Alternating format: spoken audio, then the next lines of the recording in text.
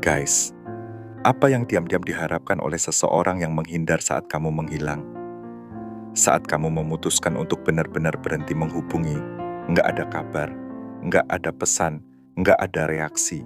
Ada satu hal yang nggak banyak orang bicarakan. Tentang mereka yang punya kecenderungan menghindar. Orang-orang yang kelihatan dingin, nggak responsif, bahkan seolah nggak peduli. Tapi ternyata, semua itu cuma tampak luarnya aja. Di balik sikap yang seolah tenang itu, banyak dari mereka justru lagi mengalami badai emosi yang mereka sendiri nggak tahu cara ngadepinnya. Mereka nggak bereaksi, bukan karena mereka nggak ngerasa apa-apa, tapi karena cara mereka memproses emosi memang beda. Kita bahas satu-satu, tentang apa yang sebenarnya mereka harapkan, tanpa pernah mereka ucapkan, saat kamu memilih untuk diam. Karena semuanya jauh lebih kompleks dari yang kelihatan. Pertama, mereka diam-diam berharap kamu tetap akan menghubungi. Bukan karena mereka sombong, tapi karena selama ini kamu selalu yang maju duluan. Mereka terbiasa bikin jarak, dan kamu yang datang untuk menutup celah itu. Jadi saat kamu ikut diam, semuanya jadi terasa ganjil buat mereka. Polanya terganggu. Mereka nggak nunjukin apa-apa, tapi mereka sadar. Setiap hari mereka sadar. Kamu nggak ngechat, kamu nggak nanya kabar, kamu nggak nyariin. Dan itu terekam jelas dalam kepala mereka. Mereka ngerasa kamu seharusnya kembali. Dan ekspektasi itu, walau samar, tetap kuat. Kedua, meskipun mereka takut kedekatan, mereka juga takut ditinggal. Di balik sikap menjauh mereka, ada harapan bahwa kamu sebenarnya masih ada, bahwa kamu mungkin cuma lagi ngasih waktu. Dan ketika mereka siap, kamu masih di sana, masih terbuka, masih sabar, masih nungguin. Mereka pengen kenyamanan dari keberadaanmu, tapi nggak mau beban dari kedekatan itu. Dalam pikiran mereka, kamu tetap ada, tetap setia, tetap muter di orbit mereka. Dan bayangan itu yang bikin mereka tenang, walaupun mereka nggak pernah bilang. Ketiga, mereka berharap kamu bakal membuktikan kalau mereka salah. Banyak dari mereka tumbuh dengan keyakinan bahwa mereka nggak layak dicintai, bahwa orang yang benar-benar kenal mereka pasti akan ninggalin. Jadi, saat kamu nggak ada kabar, bagian dari diri mereka masih nunggu kamu datang lagi, masih nunggu kamu ngelawan, masih nunggu kamu berjuang buat mereka. Meski mereka sendiri yang dorong kamu pergi, dalam hati mereka berharap ada seseorang yang tetap nggak menyerah. Mereka ngetes kamu dengan cara mundur.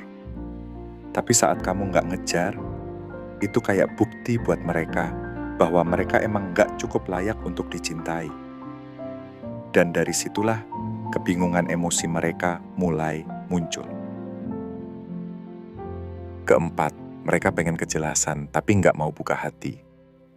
Mereka pengen tahu kamu masih peduli nggak, pengen tahu kamu ngerasa apa, tapi mereka nggak mau ambil risiko buat ngobrol. Jadi mereka nyari cara lain, stalking, baca ulang pesan lama, muter ulang obrolan terakhir di kepala mereka sendiri. Mereka pengen paham apa yang sebenarnya terjadi, tapi dengan cara mereka. Diam-diam, nggak frontal, nggak bikin mereka harus ngerasa rentan. Kelima, beberapa dari mereka berharap kamu berubah selama no contact. Bukan berubah jadi orang lain, tapi jadi seseorang yang lebih tenang, lebih dewasa, secara emosional, lebih mandiri. Bukan karena kamu terlalu nuntut, tapi karena mereka takut dengan kedekatan yang terlalu intens. Dalam kepala mereka, waktu yang kamu habiskan sendiri itu akan bikin kamu lebih stabil. Jadi kalau nanti kamu kembali, kamu nggak lagi terlalu dekat, nggak bikin mereka merasa sesak. Mereka pengen kamu balik, tapi versi yang lebih bisa ditoleransi. Mereka berharap keheningan ini bukan cuma menciptakan jarak di antara kalian, tapi juga di dalam dirimu, supaya kamu nggak lagi jadi sosok yang terlalu butuh. Dan buat mereka, itu penting. Keenam, mereka pengen dirindukan, tapi nggak pengen dibutuhkan. Mereka mau kamu tetap mikirin mereka, mau kamu tetap ngerasa mereka penting. Tapi begitu kamu kelihatan terlalu tergantung, mereka mundur. Mereka pengen jadi orang yang kamu pilih, tapi nggak pengen jadi beban yang kamu sandarin. Jadi, saat kamu lagi diam, mereka ngebayangin, apa dia masih kepikiran aku, masih nungguin aku nggak? Itu ngasih mereka rasa berharga. Tapi kalau kamu balik dan kelihatan terlalu butuh, mereka bisa langsung menjauh lagi. Ketujuh, mereka takut kamu digantikan, meski mereka nggak pernah ngaku. Mereka bisa pura-pura cuek soal kamu move on, tapi di dalam hati, mereka takut banget bayangin kamu bersama orang lain. Takut kamu akhirnya memberikan cinta yang dulu mereka tolak ke seseorang yang bisa menghargainya lebih baik. Takut kalau ternyata orang itu lebih ngerti kamu, dan semua itu muncul dari imajinasi mereka sendiri.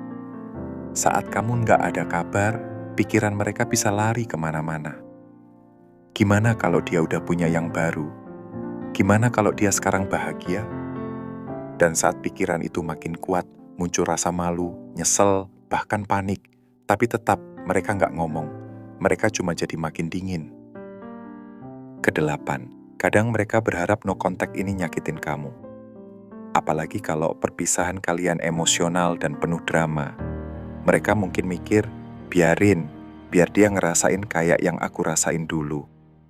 Tapi seiring waktu, harapan itu mulai luntur. Diganti sama sesuatu yang lebih dalam dan rapuh. Harapan kecil bahwa mungkin pintu ini belum benar-benar tertutup, walaupun mereka sendiri belum siap untuk ngebuka lagi. Dan terakhir, ini yang paling dalam dan paling sering mereka sembunyikan, bahkan dari diri mereka sendiri. Di dalam hati, banyak dari mereka berharap kamu tetap ngerti mereka.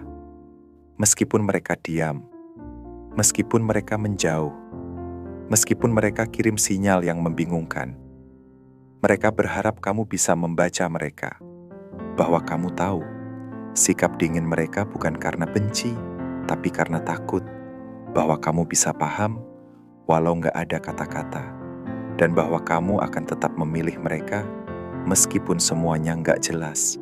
Itu cuma fantasi, tapi kuat banget.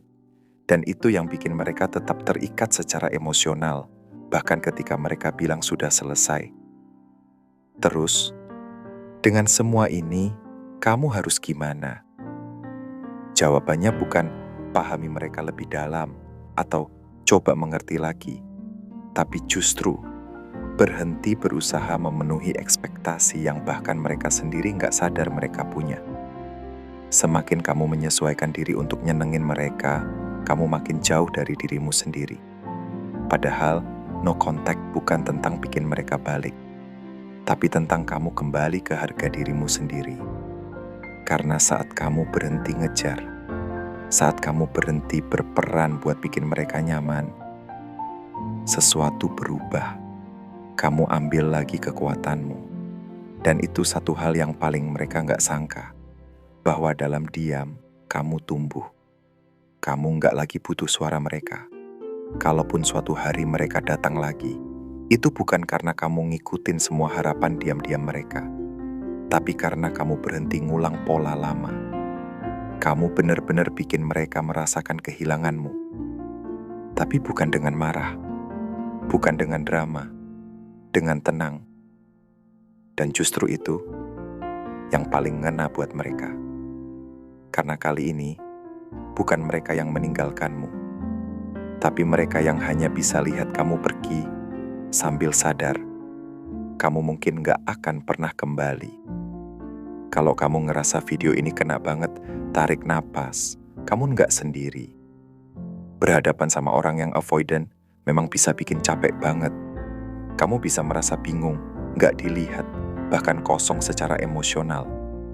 Tapi diam yang kamu pilih sekarang bukan kelemahan. Itu kekuatan. Tempat awal semua penyembuhan dimulai. Bukan buat mereka, tapi buat kamu. Kalau selama ini kamu ngerasa cuman kamu yang berusaha, ingat ini. Kedalaman emosimu itu bukan beban, tapi hadiah. Dan orang yang nggak bisa bertemu kamu di kedalaman itu, bukan tugasmu untuk tarik mereka turun. Kalau kamu siap ambil kembali kedamaianmu, kasih like. Biar lebih banyak orang nemu pesan ini. Subscribe juga kalau kamu mau insight lain tentang penyembuhan emosional, batasan sehat, dan gimana caranya kembali nemuin diri sendiri. Dan tulis di komentar, bagian mana dari cerita ini yang paling kena ke kamu? Aku baca satu-satu. Siapa tahu, kisahmu bisa bantu seseorang yang lagi ngerasa sendirian juga. Sampai ketemu lagi, jaga damai hatimu, hargai pertumbuhanmu, dan ingat, kamu nggak dilahirkan untuk mengecil demi kenyamanan orang lain. Kamu di sini untuk bertumbuh.